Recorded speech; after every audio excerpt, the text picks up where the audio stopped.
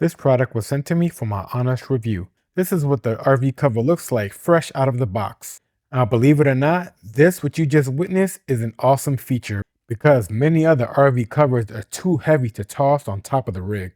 Now, once you get it on top, you want to spread out the thicker portion across the top of the roof.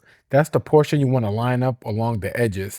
And Umbrauto makes it real easy for you to figure out which is the front or the rear, as you can see. This RV cover also comes with these protective gutter guards, which is a bonus, and most RV covers that I've owned previously do not include this feature, which really helps you protect your cover, especially with the thinner fabric on the side of the cover. Now, my RV is 34 feet, and this cover covers the ranges from 33 to 35 feet. And as you will see, this RV cover is the perfect size for my rig.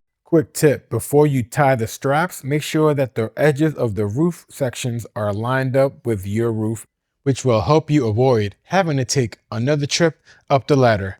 You can thank me later. For the next step, grab your straps to start your tie down process. The way I like to do it is clip one end and toss the strap across the bottom to the other side. Look for the next section to clip, which should be clearly marked on the other side.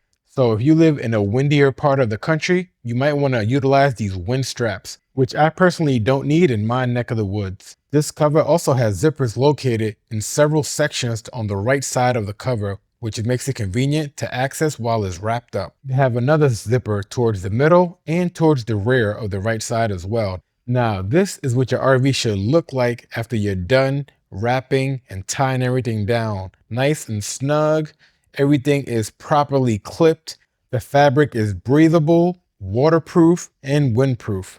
And you can also keep additional straps and accessories in this handy little bag. I hope this video was helpful.